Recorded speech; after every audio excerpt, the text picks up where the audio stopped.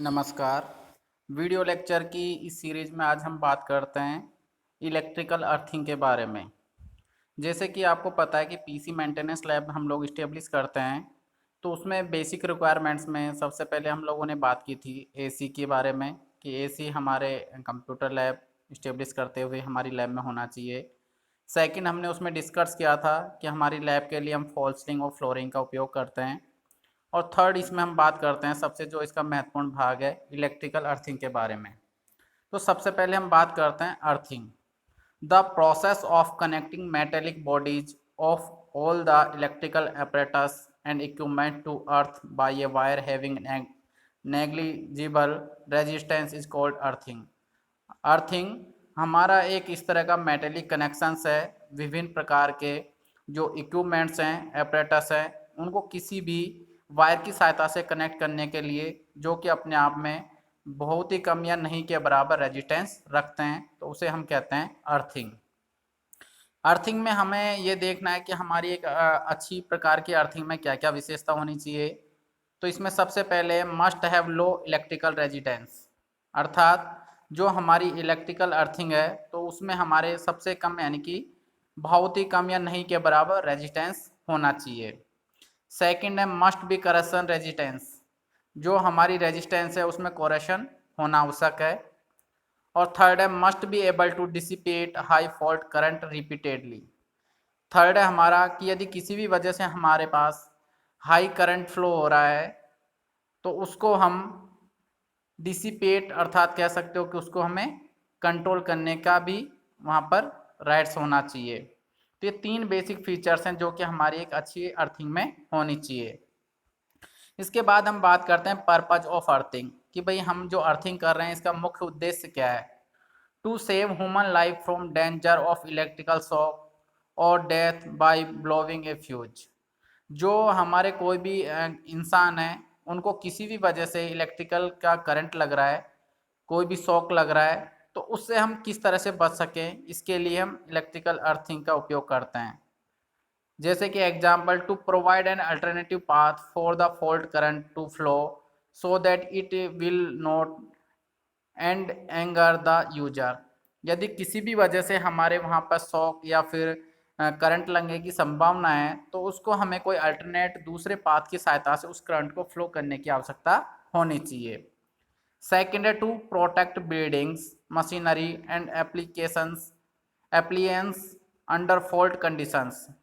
Second है हमारे पास earthing का कि यदि जो भी हमारी लैब है, बिल्डिंग है, मशीनरी है, उन सबको हम किसी भी वजह से हमारा कोई फॉल्ट होता है और उससे उनको होने वाले जो भी नुकसान है उससे बच सकते हैं। To ensure that all exposed conductive parts do not reach a dangerous potential. साथ ही हम इसमें ये भी देख सकते हैं कि जो भी हमारे पास एक अर्थिंग की सहायता से हमारे जो भी पार्ट्स हैं मशीनरी के, उनको हम किस तरह से कोई भी डैमेज होने से बचा सकते हैं। थर्ड है to provide safe path to dissipate lightning and short circuit currents. Third हमारा ये पर्पज है अर्थिंग का कि इससे हम जो भी हमारा लाइट का कनेक्शन दे रहे हैं उसका पाथ डिसाइड कर रहे हैं, तो उसमें हम शॉर्ट सर्किट होने की संभावना से भी बच सकते हैं। फोर्थ है to provide stable platform for operation of sensitive electronic equipments. Fourth में हमारा ये है कि जो भी हमारे पास इलेक्ट्रॉनिक इक्विपमेंट्स हैं उनको भी हम इसमें आसानी से सेफली ऑपरेट कर सकते हैं। जैसे कि हमारा कोई भी टीवी है, अपने लैपटॉप्स हैं, कंप्यूटर्स हैं, इनको भी हम इसमें बचा सकते हैं। To maintain the voltage at any part of an electrical system at a known value so as to prevent overcurrent or excessive voltage on the appliance। इसमें हम हमारा कोई भी वोल्टेज का कोई प्रॉब्लम है जैसे कि हाई है या लो है, उससे भी हम बचने में उपयोग ले सकते हैं। और लास्ट है to provide protection against static electricity from fractions. यदि हमारे पास कोई सी भी वजह से इलेक्ट्रिसिटी में फ्रैक्शंस उत्पन्न होता है तो उससे भी हम बच सकते हैं।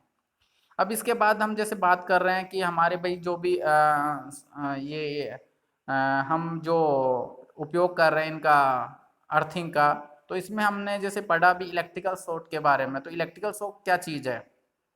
N electrical shock occurs when two portions of a person's body come in contact with electrical conductors of a circuit which is at different potential, thus producing a potential difference across the body। जब हमारे कोई भी electricals equipments की सहायता से हमारे कोई भी बॉडी के टू पार्ट्स आपस में एक दूसरे से सर्किट की सहायता से कनेक्ट होते हैं, तो वो अपने आप में एक इलेक्ट्रिकल पावर जनरेट करते हैं। सेकंड है the human body does have resistance and when the body is connected between two conductors at different potential A circuit is form through the body and circuit will flow. जब हमारी body से कोई भी एक conductors या फिर दो conductors हमारे कनेक्ट होते हैं तो वो एक सर्किट का कार्य करते हैं और जिससे कि हमारा करंट है उसमें फ्लो करने का कार्य करता है। When the human body comes in contact with only one conductor, a circuit is not formed and nothing happens। जब हमारी बॉडी किसी भी एक कंडक्टर से कनेक्ट होती है तो वहाँ पर हमारा सर्किट कंप्लीट नहीं होता है, उस केस में हमारी बॉडी को कुछ भी नहीं होता है। When the human body comes in contact with circuit conductors, no matter what the voltage is there is potential for harm। जब हमारी बॉडी को यदि एक ही कंडक्टर कनेक्ट होता है तो उस केस में हमारी बॉडी को किसी भी प्रकार का कोई नुकसान नहीं होता है, लेकिन यदि हमारी बॉडी को दो कंडक्टर्स मिलकर वहाँ पर कनेक्ट करते हैं तो उस केस में हमारा क्या होता है, एक सर्किट पाथ होता है वो कंप्लीट हो जाता है और सर्किट पाथ कंप्लीट होने से फिर हम लोगों को उसमें इलेक्ट्रिकल शॉर्ट लगने की संभावनाएं रहती है। When a high voltage such as 13,800 voltage is involved, the body is literally cocked and at time explodes। यदि हमारी बॉडी को कोई भी हाई वोल्टेज जैसे 13,800 वोल्ट का लगता है तो उस केस में हमारी बॉडी वहाँ पर करंट लगता है और हमारी बॉडी डैमेज होने की संभावना रहती है। इसके बाद हम बात करते हैं शॉर्ट सर्किट के बारे में। To analyse how an electrical shock acquire and how grounding is applied you need to look at the circuit involve. जैसे कि आप यहाँ सर्किट में देख रहे हो कि जब कभी भी हम इलेक्ट्रिकल शॉर्ट लगता है तो उस केस में हमारा क्या करते हैं कि एक सर्किट डेवलप होता है और वो सर्किट की सहायता से ही हमारा जो भी करंट है वो ग्राउंड में इन्वॉल्व होता है। The basic circuit that consist of a source, a transformer और generator for all AC circuits. जैसे कि आप डायग्राम में भी देख रहे होंगे कि हमारी सर्किट्स को कंप्लीट करने के लिए हमें किसी भी कोई भी ट्रांसफार्मर या फिर जनरेटर की सहायता से एसी सर्किट बनाने की आवश्यकता पड़ती है, जिसमें हमारे कंडक्टर्स और जो हमारा लोड है आरएल उसकी सहायता से हमारा सर्किट कंप्लीट होता है और जो हमारे करंट को फ्लो करने का कार्य करता है। Methods of earthing. अर्थिंग को हम दो मुख्य इसके मेथड्स हैं उनकी सहायता से अर्थिंग को कंट्रोल कर सकते हैं। पहला है कॉन्वेंशनल अर्थिंग और सेकंड है maintenance free earthing. Conventional earthing. The conventional system of earthing calls for digging of a large pit into which a GI pipe or a copper plate is positioned in the middle layers of charcoal and salt।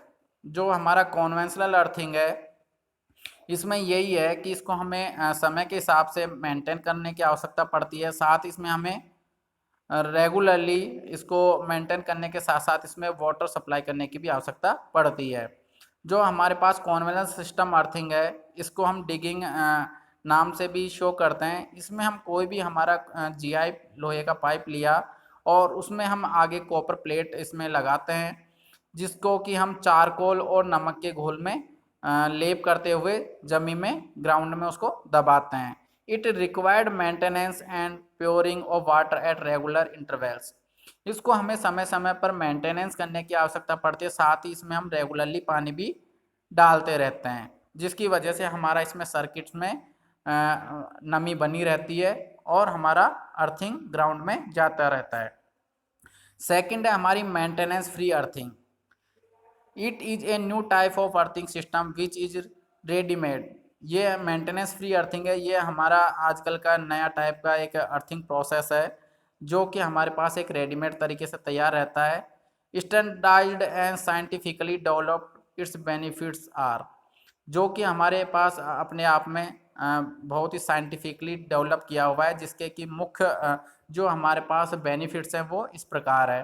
सबसे पहले maintenance free, no need to pour water at regular intervals except in sandy soil. इसमें maintenance free इसलिए क्योंकि इसमें हमें किसी भी maintenance की ज़रूरत नहीं है और ना ही इसमें हमें किसी भी प्रकार का रेगुलरली वाटर डालने की आवश्यकता पड़ती है, सिवाय कि हमारे जब भी हमारी मिट्टी है उसमें हम कोई भी थोड़ा बहुत जब नमी करनी है उसके अलावा। सेकंड है consistency, maintain stable and consistent earth resistance around the year. इसमें हम कोई भी इसको हमें किसी भी प्रकार की एक साल तक भी किसी भी प्रकार की स्टेबल या फिर कंसिस्टेंट अर्थ को चेक करने की ज़रूरत नहीं पड़ती है। अर्थात कह सकते हो कि इसको हमने एक बार इस्टेब्लिश कर दिया तो उसको साल भर से पहले हमें किसी भी प्रकार की चेक करने की आवश्यकता नहीं है।